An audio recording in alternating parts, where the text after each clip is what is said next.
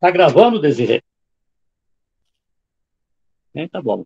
Você não pode falar. Então, Tá, minha gente, agora eu posso. o capítulo 14 começa logo aqui no início dele, falando sobre os 144 mil, né? Que nós estudamos lá no capítulo 7. Ora, nós vimos naquela oportunidade, não sei se o Jô estava conosco, acho que não, que os 144 mil são um grupo especial de Deus que vai estar vivo quando Cristo vier. Isso é um grupo que não se contaminou com várias religiões, né? Não pertenceu a religiões que Deus não aprova. É um povo santo, descendentes das 12 tribos de Israel. Então, Israel, só um minuto. sim, Naquela, eu caí, porque assim, Desirê ligou para mim, eu fiquei sem saber se eu tinha caído ou se eu ainda estava apareceu como se eu tivesse saído, foi isso? deu como se você estivesse fora. Agora Ah, você já retornou. Então, a gente está falando aqui sobre os 144 mil que nós estudamos lá no capítulo 7. E esses 144 mil são um grupo especial que estará vivo, eles estarão vivos quando Cristo voltar. É um grupo especial que não se contaminou com outras doutrinas, eles sempre foram fiéis, lavaram suas vestiduras no sangue de Cristo, isto é, aceitaram o sacrifício de Cristo, aceitaram o Evangelho, aceitaram a obra salvadora de Cristo e estão vivos quando Cristo voltar. E é um grupo que é descendente dos judeus lá da época de Cristo. Ou seja, as gerações que foram se dando, esses 144 mil são um grupo especial. Agora, muitas pessoas dizem que somente 144 mil vão se salvar. Isso não é verdade, porque no capítulo 7, verso 9, diz assim: João diz que viu milhares e milhares e milhares, uma multidão que não se podia contar diante do trono do Cordeiro e cantavam hosanas ao Senhor. Ou seja, esses milhares e milhares e milhares são aqueles que serão salvos para viver com Cristo durante a eternidade. Não são apenas os 144 que vão se salvar. Os 144 mil, eles representam toda a humanidade, todos os milhões e milhões de pessoas que irão se salvar. Eles são um grupo especial. Mas não podemos colocar na nossa ideia que apenas 144 mil serão salvos, de forma alguma. São milhares, milhares, milhões e milhões, como João diz lá no capítulo 7, no verso 9, que vão se salvar. Então, eles representam as 12, são os descendentes das 12 tribos de Israel. Quando nós vimos isso, aí entramos aqui nas três mensagens dos três anjos. São três anjos que vêm trazendo três mensagens diferentes para toda nação, tribo, língua e povo, ou seja, para toda a humanidade. Esses anjos, naturalmente, não são literais. Eles são figuras daqueles que estão vivendo nessas mensagens para que essas pessoas transfiram essa mensagem para outras. Ou seja, os anjos representam as pessoas que aceitam a mensagem de Deus, aceitam a Cristo, aceitam a obra salvadora de Cristo, aceitam o Evangelho e vão colocar esse Evangelho para outras pessoas ouvirem. Então, nós temos três anjos. O primeiro anjo, podemos ler aqui, assim, o capítulo 14, o verso 6. Vi outro anjo voando pelo meio do céu, tendo o evangelho eterno para pregar aos que assentam sobre a terra, a cada nação, tribo, língua e povo. Então ele trazia o evangelho.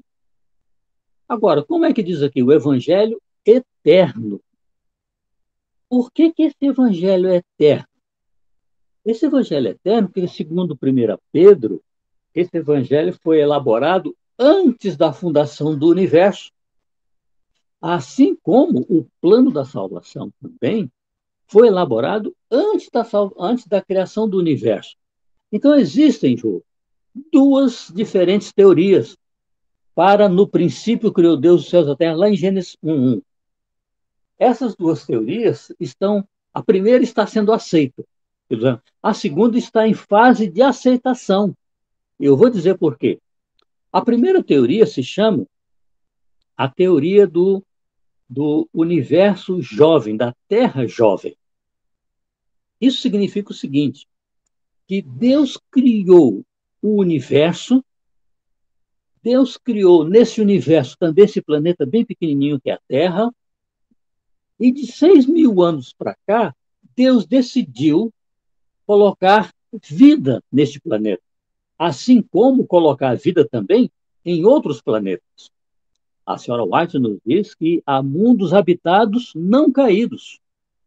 Então, vejamos bem, qual é a fundamentalização da teoria da Terra jovem? É que Deus criou o universo, criou a Terra, esse planeta bem pequenininho, e 6.000 anos atrás, Deus decidiu colocar vida nesse planeta. Muito embora o Evangelho tenha sido criado antes da fundação do universo, e também a salvação do homem, o plano da salvação, e também tenha sido criado antes da salvação do universo. Mais de 6.000 anos para cá, surgiram as civilizações. Deus resolveu colocar vida na Terra.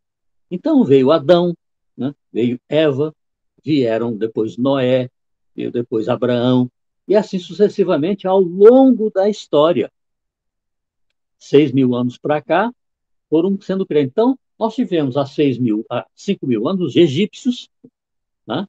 Depois tivemos há 4.000 anos e meio os assírios, depois tivemos há mais ou menos 800 anos antes de Cristo o Império Babilônico, depois o Império Medo-Persa nos anos 500 e 400, depois o Império Grego no ano 300, o Império depois Romano no ano 200 e finalmente Roma Imperial, Roma Papal e depois os discípulos, os apóstolos, os pais da Igreja, né? Os pré-reformadores, os reformadores, o surgimento das igrejas protestantes. Então, é um fator de história que se desenvolve desde 6.000 anos atrás até hoje.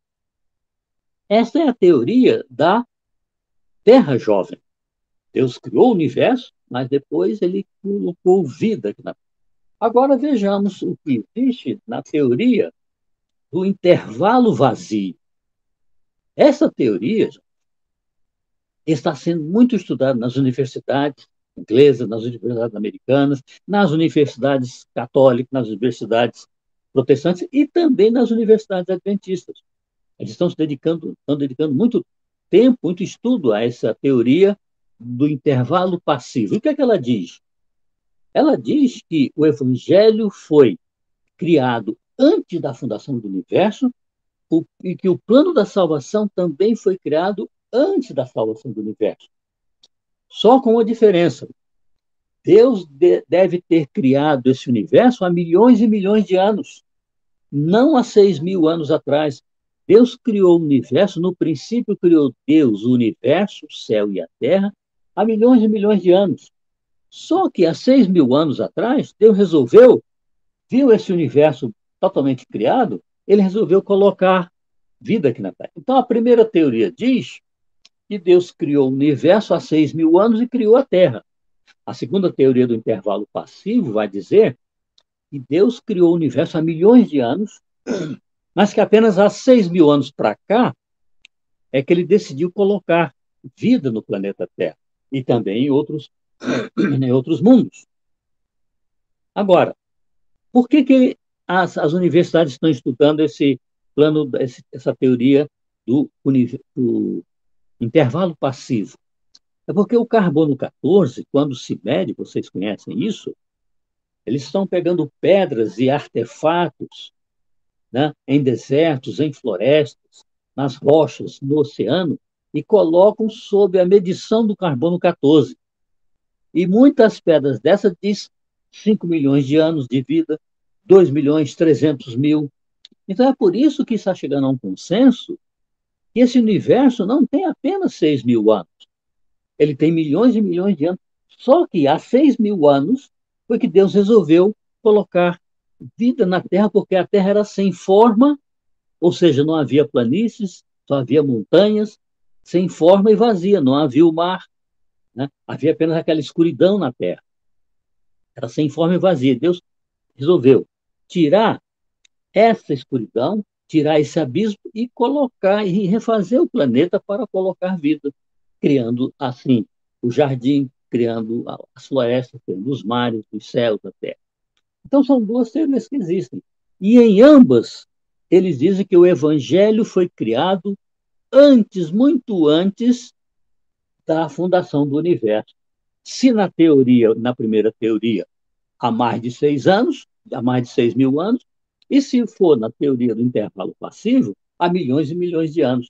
Ou seja, o plano da salvação e o evangelho são criação de Deus muito antes do universo ser formado.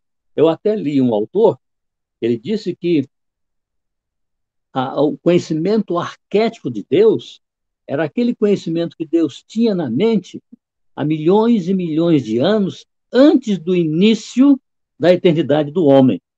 Quando eu li isso, aí deu um nó na minha cabeça, eu fui ler de novo. Né?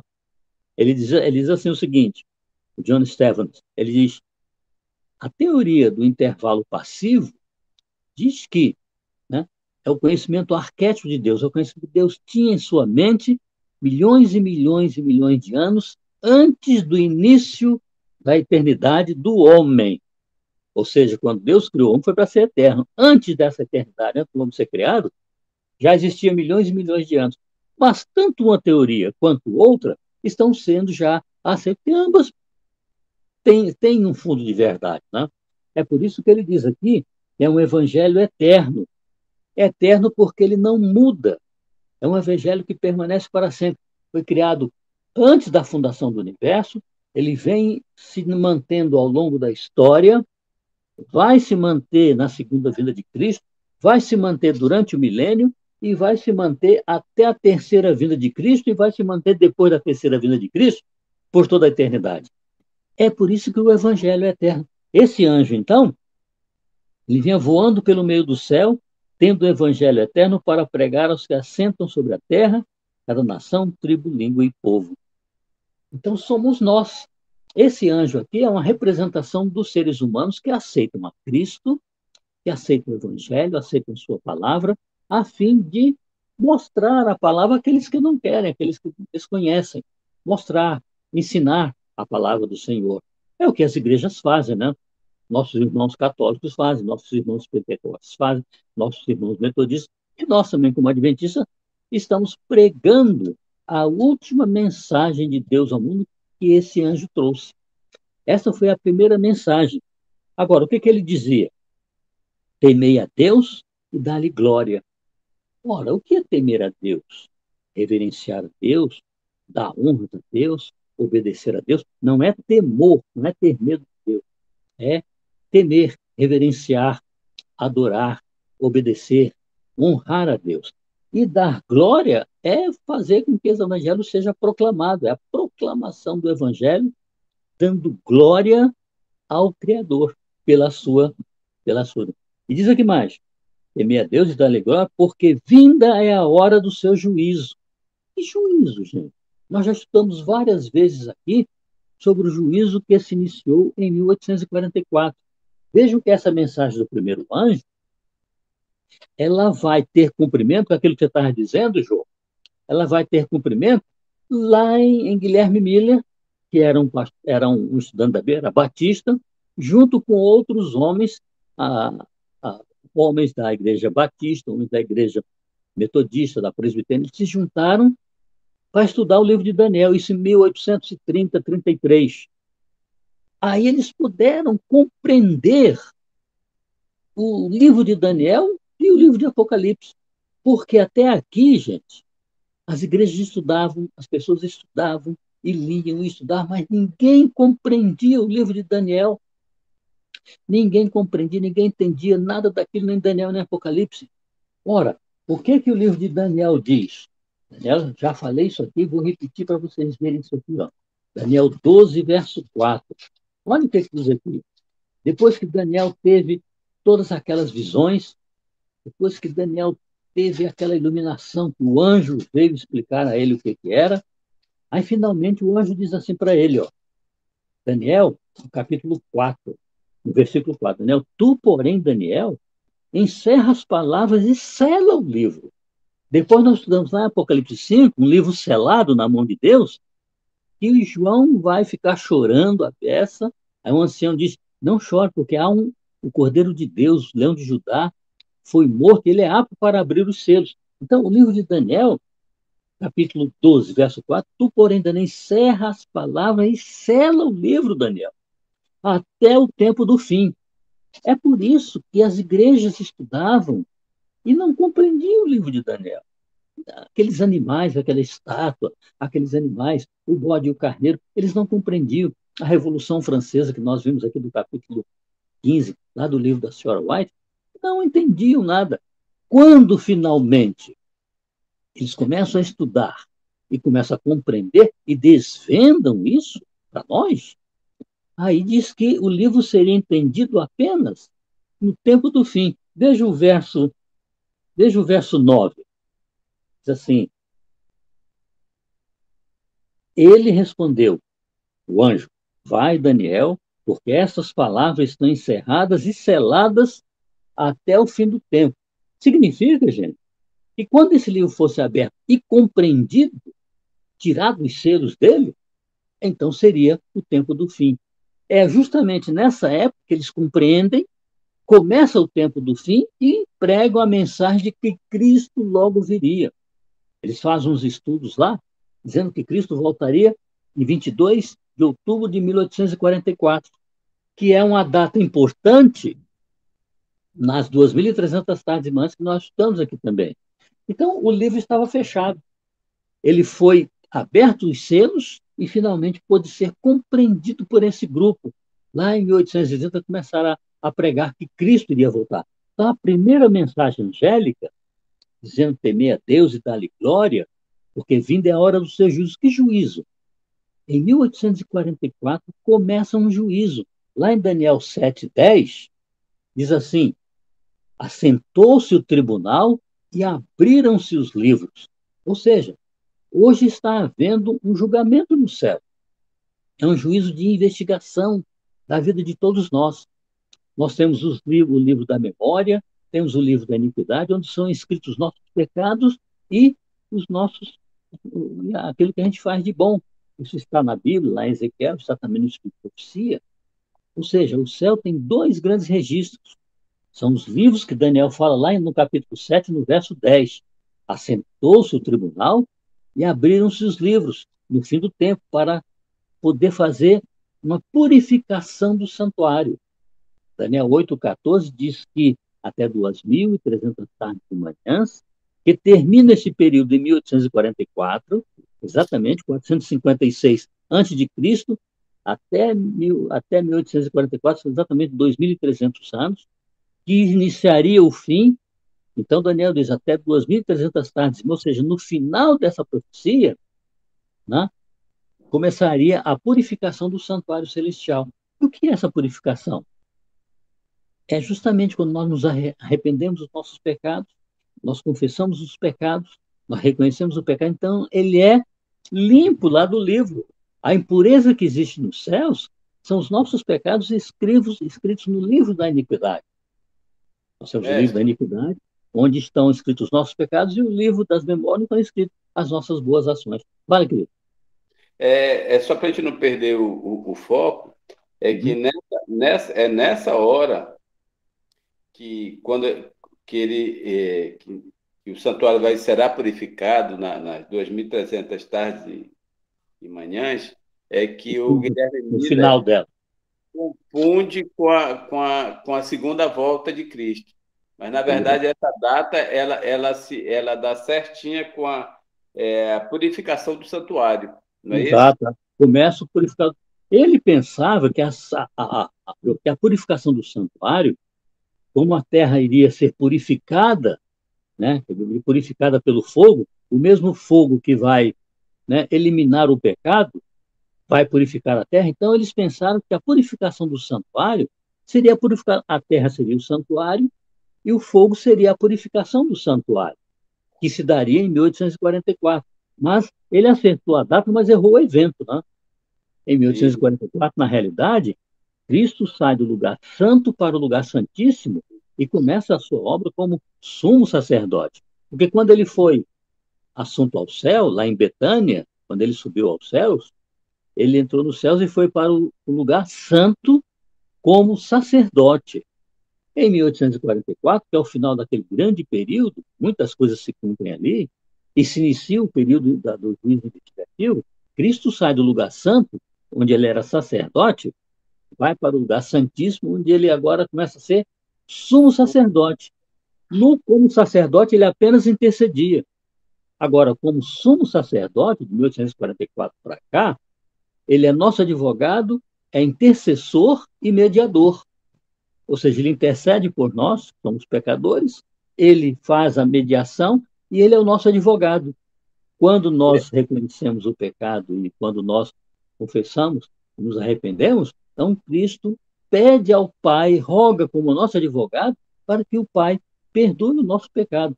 Perdoando o pecado, ele fica limpo lá nos registros celestiais, ou seja, a purificação é tirar os nossos pecados mediante a nossa confissão, o nosso arrependimento e o nosso reconhecimento do pecado. Aí Cristo está purificando o santuário, tirando os pecados lá que temos.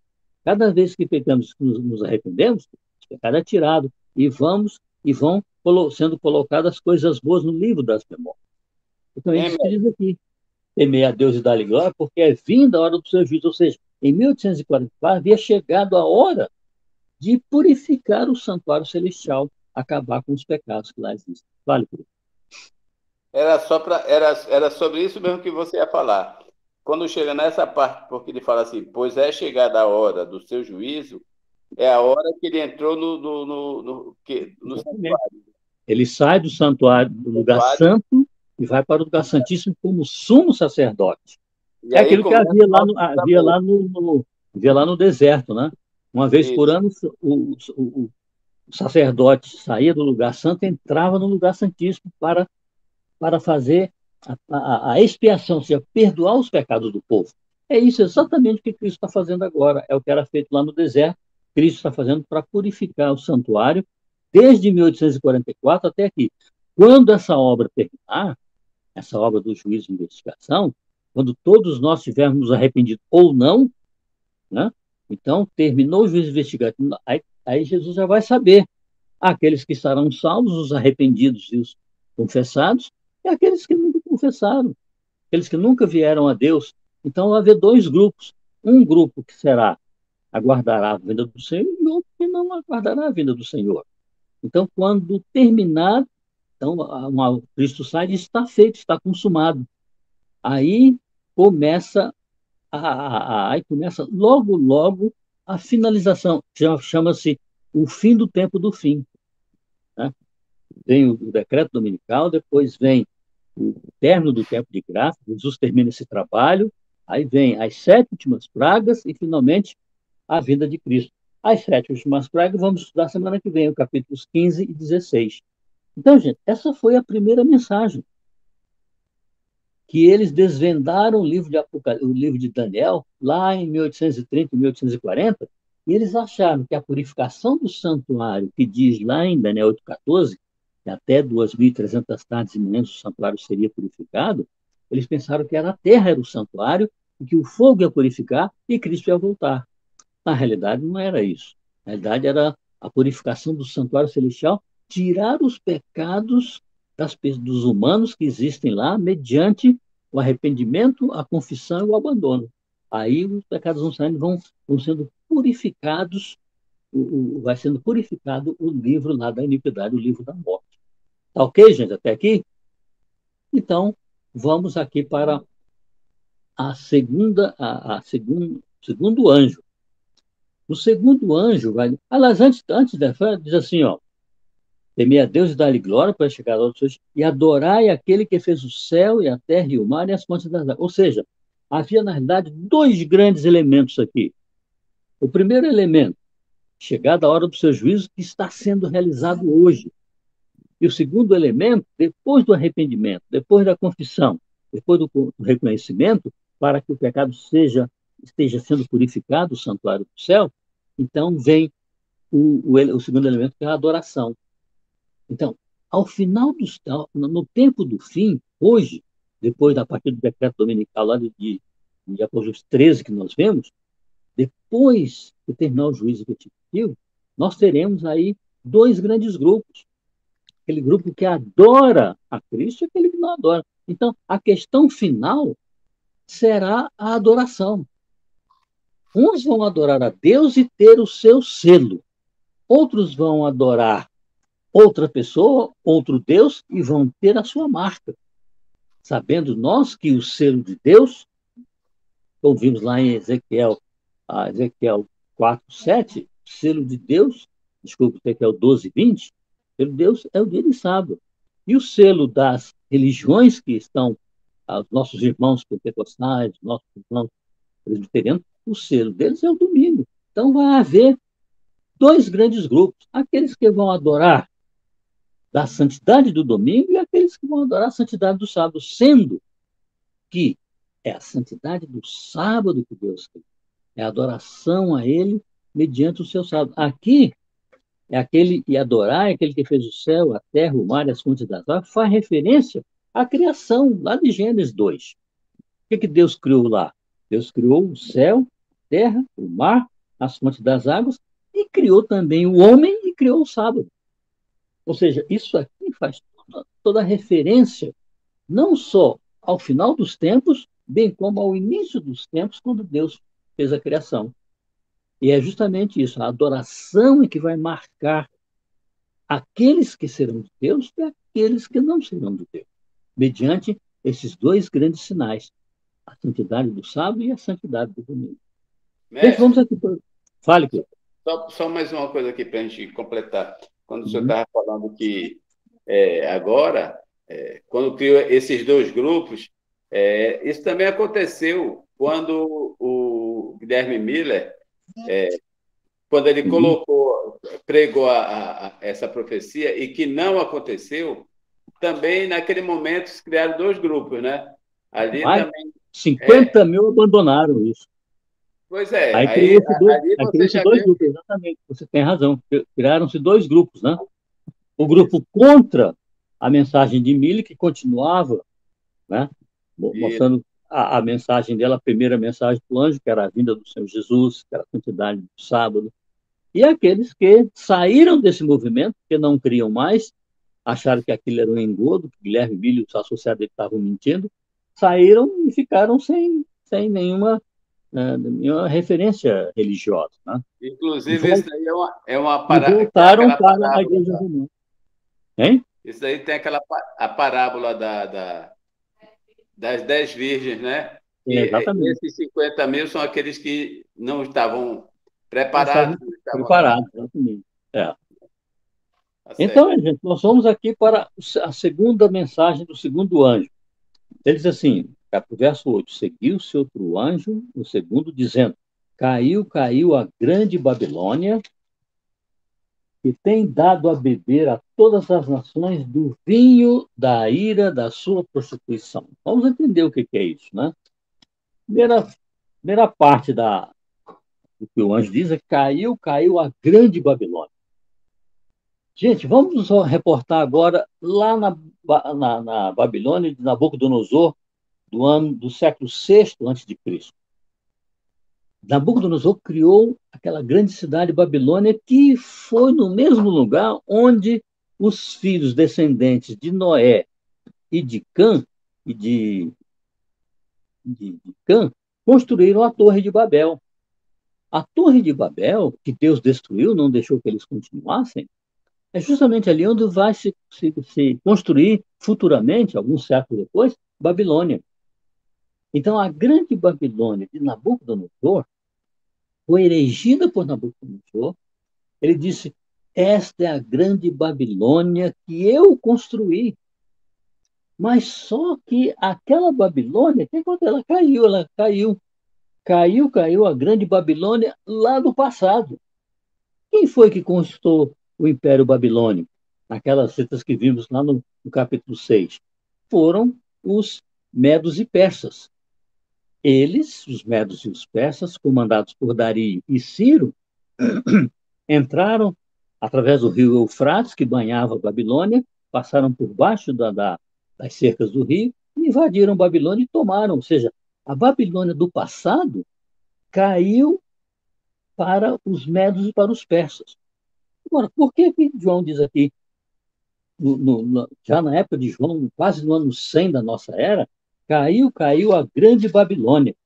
Ora, o que a gente precisa saber é o que é a grande Babilônia hoje.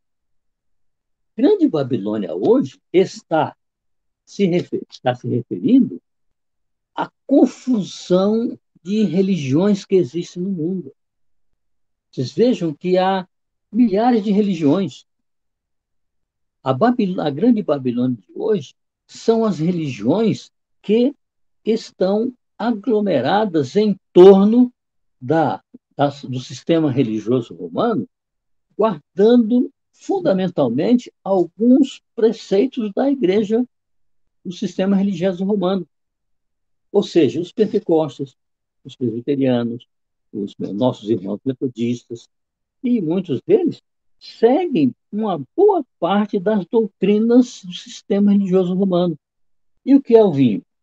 Caiu a Babilônia, que tem dado a beber a todas as nações do vinho. O vinho é a sua doutrina.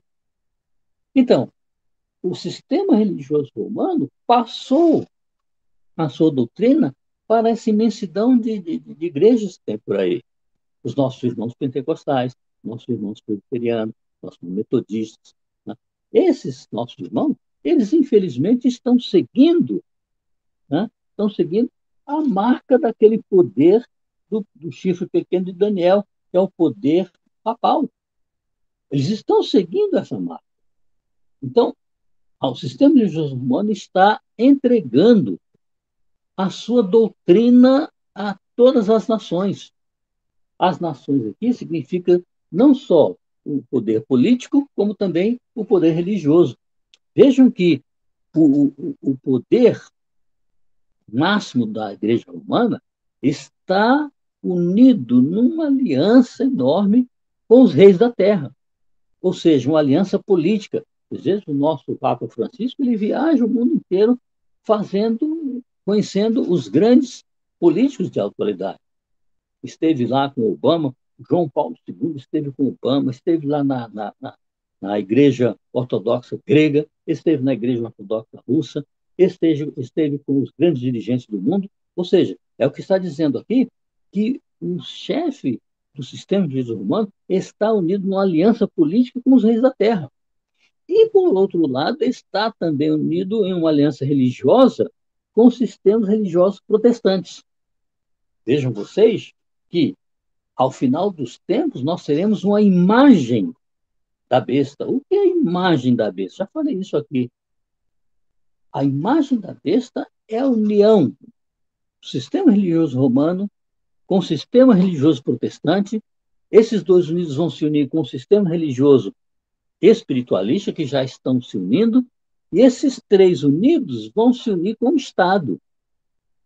E esses três unidos se unindo com o Estado vão exigir do Estado um decreto dominical para que todos, indistintamente, todas as religiões, né, sigam a guarda do domingo, como está aqui em Apocalipse 13. Vou ler para vocês o decreto aqui, ó. De 14 em diante,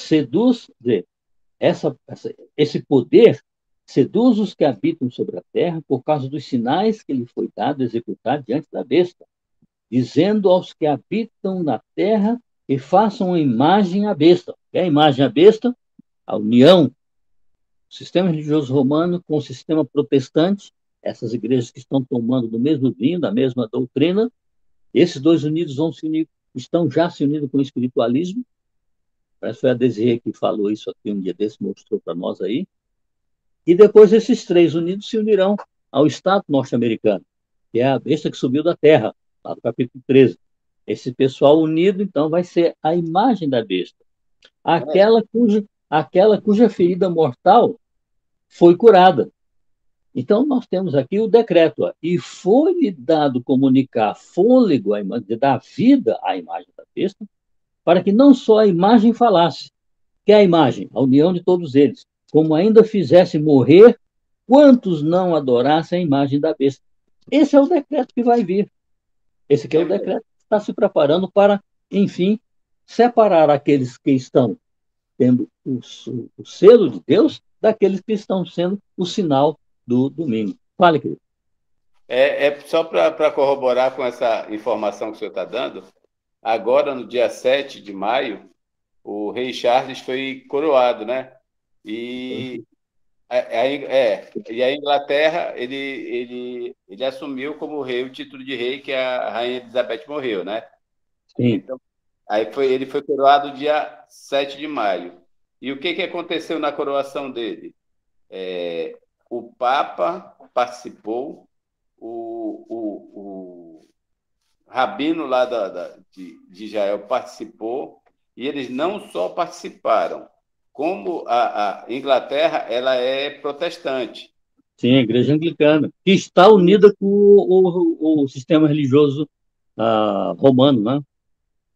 Aí o que aconteceu? Agora eles aceitaram a participação da Igreja Católica e o Papa deu para ele, o Papa mandou uma cruz, que eles dizem que é uma cruz, era do pedaço do madeiro de Jesus, e o rabino mandou ungir a cabeça dele. Isso nunca aconteceu no meio deles. E está começando a acontecer agora. E seria mais, eles iriam ter que distribuir, era para ser distribuído, durante a sua coroação, 50 mil exemplares do livro O Grande Conflito. Eu não sei, mas eu não sei se eles conseguiram distribuir por causa da pressão da Igreja Católica, né? É Mas difícil, tudo né? está Então, acontecendo já, né?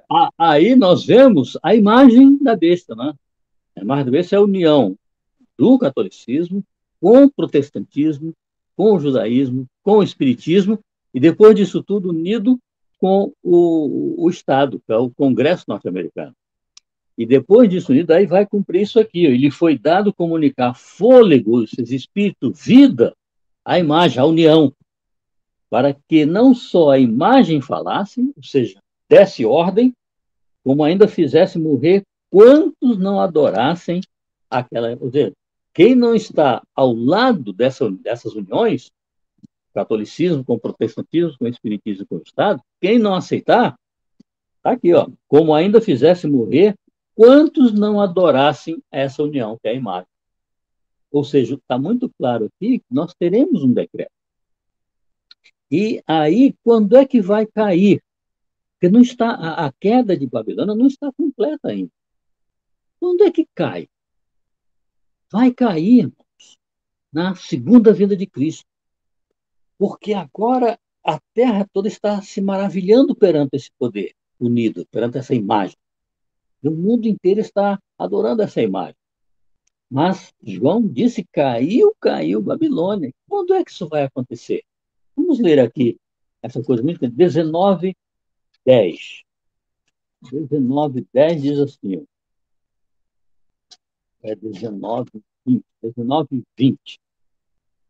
Aqui, ó. Lá no futuro, depois da segunda vinda, quando Cristo vier.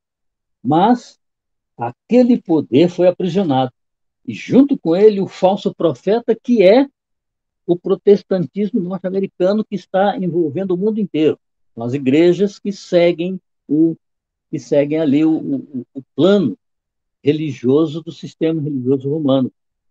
Mas a besta foi aprisionada, com ela o falso profeta são os protestantes, que, com sinais feitos diante dela, seduziu aqueles que receberam a marca da besta e os adoradores. Os dois, vejam ainda, no mesmo versículo 20, 19, 20, os dois, quais dois? O sistema religioso romano e o sistema protestantismo norte-americano, unidos. Os dois foram lançados vivos dentro do lago fogo que arde com enxofre. Então, na segunda vinda, é que finalmente, né, finalmente, esses poderes falsos que estão pregando em nome de Deus, dando Bíblia, tem igrejas, tem reuniões, tem seminários, eles vão, o fim deles é esse aqui. Aqui sim, caiu Babilônia. Vou ler novamente, né? E era os dois, ou seja, tanto o sistema religioso romano quanto o sistema protestante, os dois foram lançados vivos dentro do lago de fogo e enxofre para arder. O final deles será na segunda vinda de Cristo. Agora vejam que Satanás não vai ser destruído na segunda vinda de Cristo. Satanás só será destruído depois do milênio, na terceira vinda de Cristo. Né? Agora vamos ver aqui o 20:10. Depois da vinda de Cristo, na terceira vinda, depois do milênio, olha o que vai acontecer. O diabo, capítulo 20, verso 10, o sedutor deles, foi lançado para dentro do lago do fogo e enxofre, onde já se encontravam não só a besta, como também o falso profeta. Ou seja, Satanás só vai ser destruído na terceira vinda de Cristo após o milênio, vai ser foi lançado para dentro do fogo, do lago de fogo e enxofre, onde já se encontravam não só a besta, como também o falso, ou seja, o sistema religioso romano, aquele poder grandioso, e o sistema religioso protestante, outro poder. Já estavam antes, na segunda vinda de Cristo, mas na terceira vinda de Cristo, quando Cristo finalmente destruiu o diabo, os anjos, os ímpios e o pecado, todos eles serão lançados no mesmo fogo do enxofre, onde já estavam esses dois poderes. Portanto, a segunda mensagem diz: caiu Babilônia, que não caiu ainda. Babilônia só vai cair, ou seja, essa união, essa imagem, só vai cair finalmente, né, quando Cristo vier a segunda vez. Aí eles serão completamente destruídos. Claramente está aqui na Bíblia isso. Vários autores, a história também diz isso, né, vão ser destruídos na segunda vinda. E Satanás é o final da queda de final de Babilônia, vai ser Satanás também caído, né, morto. Então nós temos aqui, como diz aqui no capítulo 14, de 9, 8 em diante, seguiu-se outro anjo, segundo, dizendo: caiu a grande Babilônia. Assim como a Babilônia de Nabucodonosor caiu no passado, essa Babilônia também vai cair na segunda vinda. Ela está em processo de imagem, né? É um processo que a terra toda está se maravilhando perante ela. Esses poderes vão se unir e a terra vai se maravilhar perante eles, mas haverá um fim. É um poder que não é aceito por Deus. Por quê? Porque eles pregam a santidade do domingo, eles pregam o batismo de crianças, eles pregam a confissão auricular, eles pregam a santidade do domingo, eles pregam o culto aos mortos. Gente, esse negócio de culto aos mortos é uma coisa que Deus não aceita. É uma coisa muito séria fazer um culto aos mortos. Então, são todas essas coisas, a santidade da intercessão da Virgem Maria, tudo isso foi ao longo do tempo sendo acrescido a essa imagem e que agora está em pleno auge. Mas Babilônia, a confusão, né, essa união, essa imagem, vai cair. Então, nós vimos aqui, como eu ia mostrar para vocês, seguindo-se agora ela está dando a beber a todas as nações do vinho da ira da sua prostituição. Na realidade, a Bíblia chama dessas religiões protestantes, a Bíblia chama de filhas da mãe maior. A mãe maior é o sistema religioso romano que tem as suas filhas, ou seja, estão seguindo as mesmas doutrinas, o mesmo vinho, que está distribuindo, e estão com ela juntamente com os reis da terra, os grandes políticos, e o sistema religioso protestante, que vai finalmente cair quando Cristo vier. Então, rapidamente aqui, esse é a segunda mensagem. Caiu Babilônia. Agora vamos para a terceira mensagem. Essa também está no futuro. Veja o que diz aqui.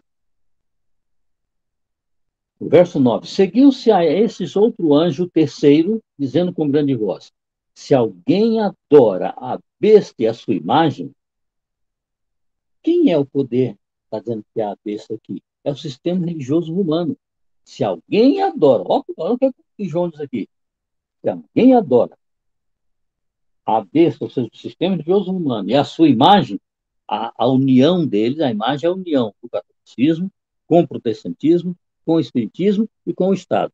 Então, se alguém adora a besta e a sua imagem e recebe a sua marca na fronte, na inteligência ou na mão, qual é a marca? É a santidade do domingo.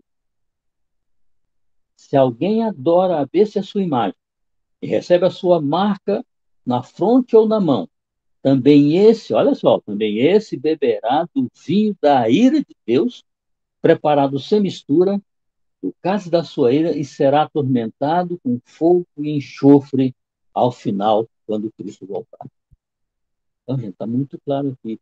Se alguém adorar a besta ou a sua imagem, se alguém adorar o sistema religioso romano e a sua imagem, que é a união dos protestantismo com o espiritismo, essa imagem, se alguém estiver aqui, e qual é a marca? Se alguém adora a besta e a sua imagem e recebe a sua marca. O selo de Deus é usado, a marca, né, desse sistema é a santidade do domingo. Se alguém adora isso aí, então também esse beberá do vinho da côndera de Deus, preparado sem mistura, do cálice da sua ira, e será atormentado com fogo e enxofre na segunda vinda de Cristo. É o que nós vimos agora há pouco.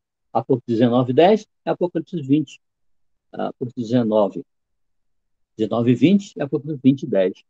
E todos eles serão lançados, finalmente, acabou-se em Babilônia, quando Cristo vier a segunda vez. E Satanás, na terceira, não na segunda. Agora nós temos aqui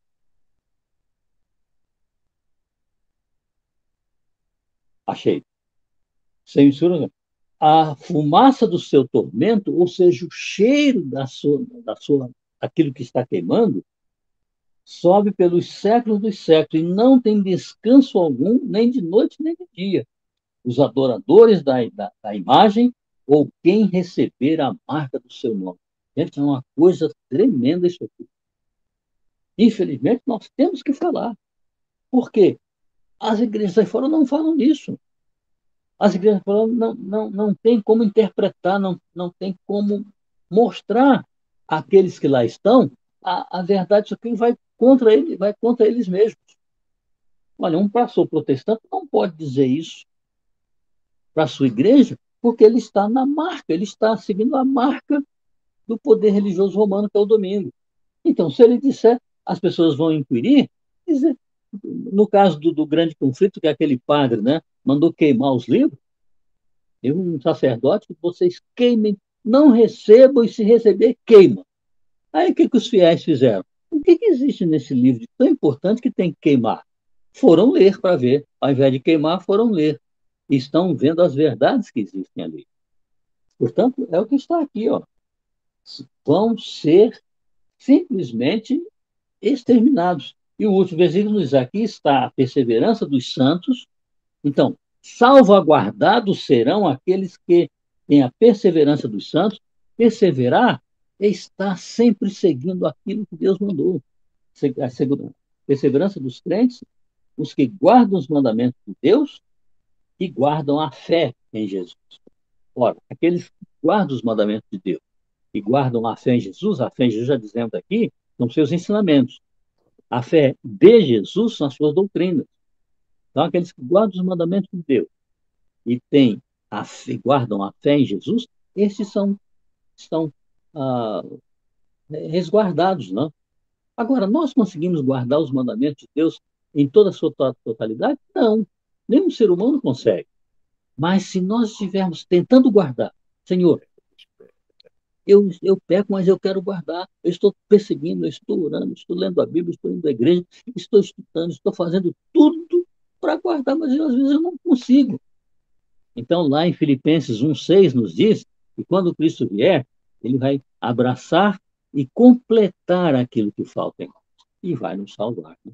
Basta que eu esteja tentando tentando guardar os mandamentos de Deus, e a fé em Jesus, que são os seus ensinamentos. Então, Mestre, nós vimos aqui, rapidinho, os três anjos. O primeiro, dizendo, temer a Deus e dar-lhe glória, porque vinda é a hora dos seus juízos, nós vimos isso. O segundo, caiu Babilônia. Caiu Babilônia. Segundo a vinda de Cristo, tanto o poder romano quanto o poder protestante serão lançados por um enxofre. E 1000 anos depois, Satanás vai se juntar a ele. E, finalmente, aqui, aquele que tem a sua marca, que é o domingo, na fronte ou na mão, esse tal vai beber daí, cálice preparado da ira de Deus para a sua destruição. Fale, querido. é só para corroborar aqui com Apocalipse 14:10, Isaías 51:17 diz: Desperta, desperta-te, levanta-te, ó Jerusalém, que da mão do Senhor bebeste o cálice da sua ira, o cálice do atordoamento e o esgotaste. Né? Então, toda a Bíblia segue isso, né? Desde Gênesis até Apocalipse, é Cristo, né? Alertando ao mundo para não aceitar o sinal da santidade do domingo. Não existe, gente, um verso na Bíblia santificando o domingo, mas existe 112 versos na Bíblia santificando o sábado. Então, trocaram o sábado pelo domingo, e agora nós temos essas verdades explicadas aqui para nós. Não tem como você não aceitar isso, porque está aqui escrito, né? Está escrito na Bíblia, está escrito na Escritura, está escrito nos livros, nós temos que aceitar. Então, só serão resguardados aqueles que realmente estiverem contra, né, a imagem da besta que vai ser criada, contra os princípios, contra a santidade do domingo, mas haverá o que no decreto? Um decreto de morte para esses. Então, aí.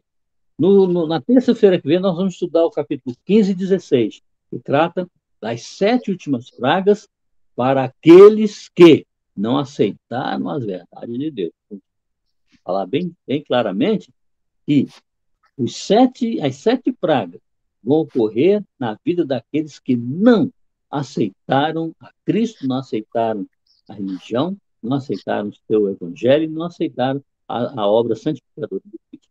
Aí nós vamos estudar isso aqui na terça que vem. Agora vamos aí, gente, fazer os comentários, né? Eu gosto muito dos comentários dele. Se a Luciana ou a Desir tiver algum comentário. Desir não pode, né, falar, né? Ou pode? Não, eu entendi. Para mim ficou claro. Que bom. Pode, hoje a Desirê está online, hoje ela está... Mas ela pode falar. Você pode falar, Desir? Posso, o som tá ruim, mas eu posso. Esse tema aí dá certo, né? Então, gente, basicamente são essas 3 mensagens, com 3 anjos que são passadas para nós, podemos esclarecer o mundo dessas 3 mensagens que está havendo. No capítulo 15 e 16, nós vamos estudar as 7 pragas que irão cair sobre aqueles que não aceitaram isso. E depois o 17 é um capítulo muito complexo, vamos estudá-lo também, né? O 18 e 19 trata da vida de Cristo. O 20 e 22 trata do milênio e da Nova Jerusalém. Então, mais 3 ou 4 estudos estaremos terminando o livro do Apocalipse, né? Deus vai nos abençoar muito para que possamos compreender tudo isso aqui. Israel, essa questão do domingo, ela é complicada, né? Esses dias eu estava falando com uma amiga que não é adventista, né? Ela é evangélica, ela falando que nós não devemos adorar, que Jesus é o Senhor do sábado, mas é o Senhor do domingo também, é o Senhor de todos os outros dias, né? E é difícil explicar que, claro que Jesus é o Senhor de todos os dias, mas que existe biblicamente essa questão da marca, do sinal, né, que está no Antigo Testamento.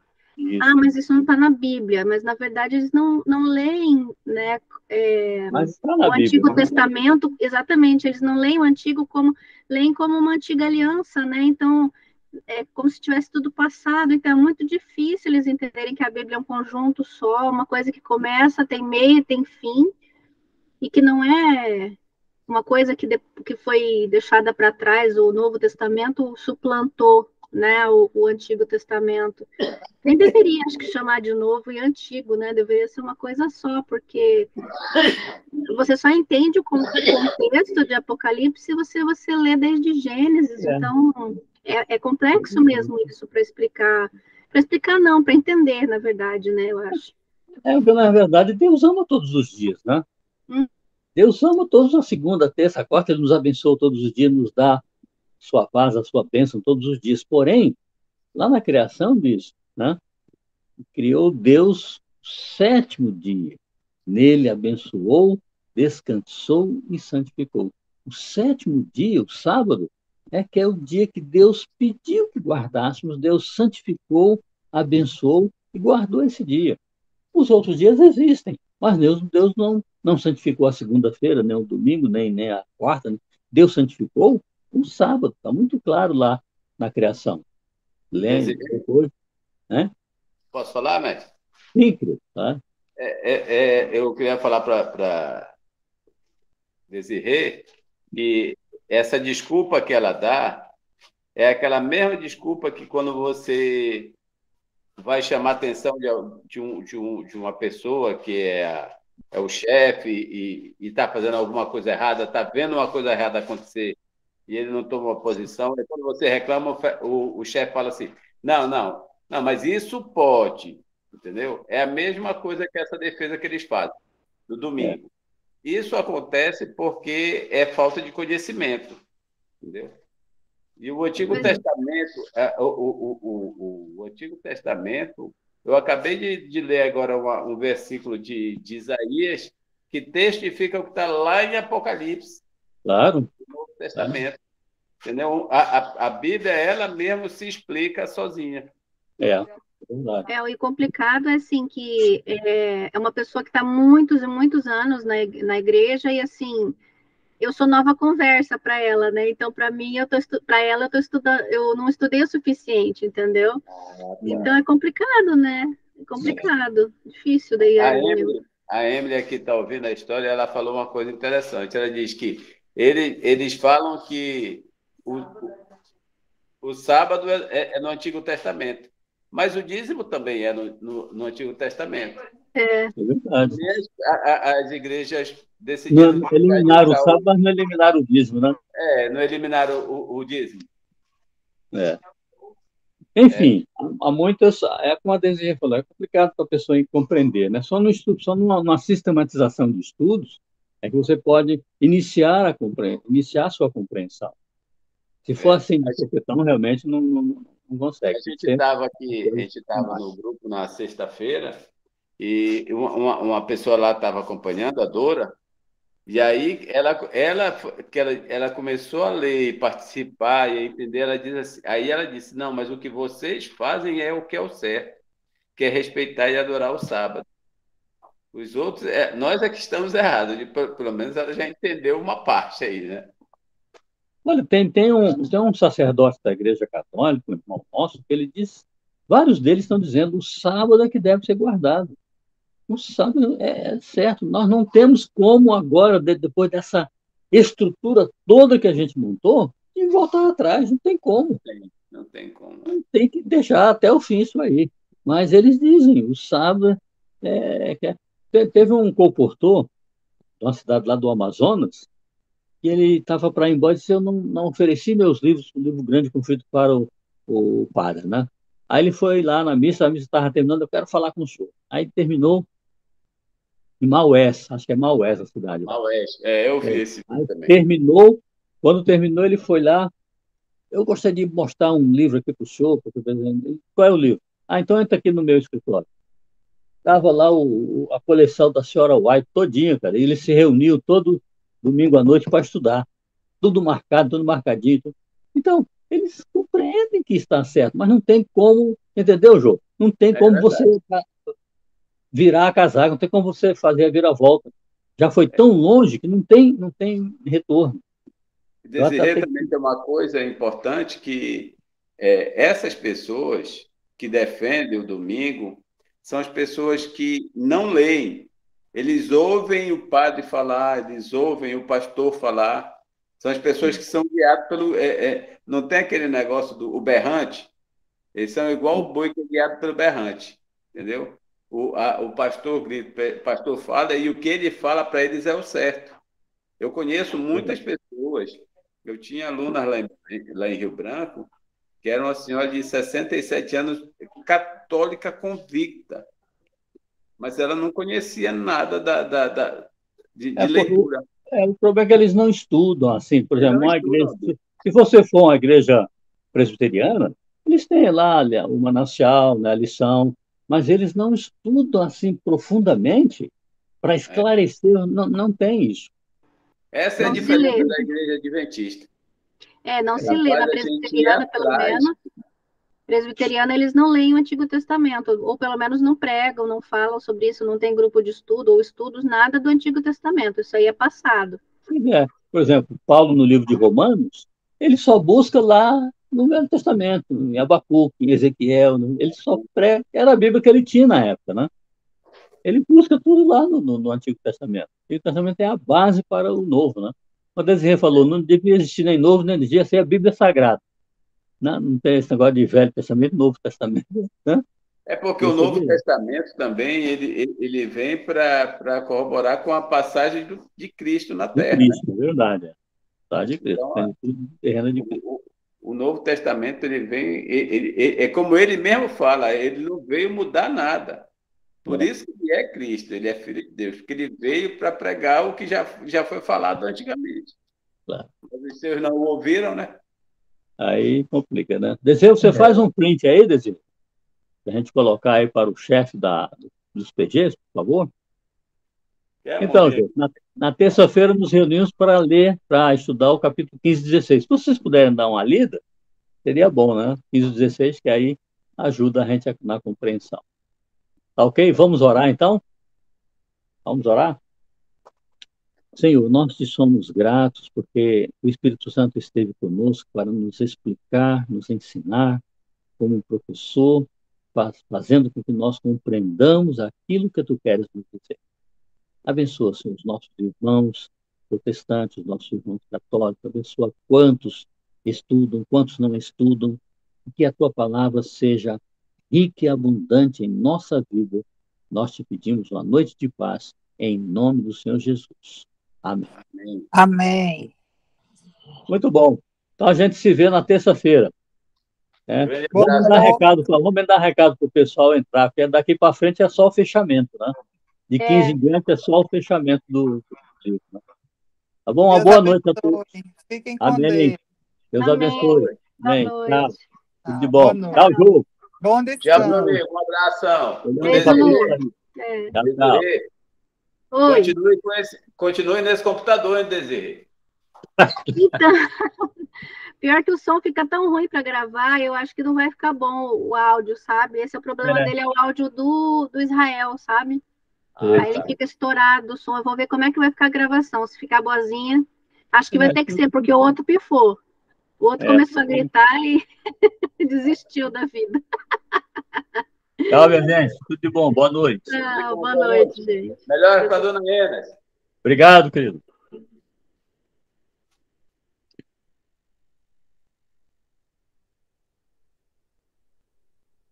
Deixa eu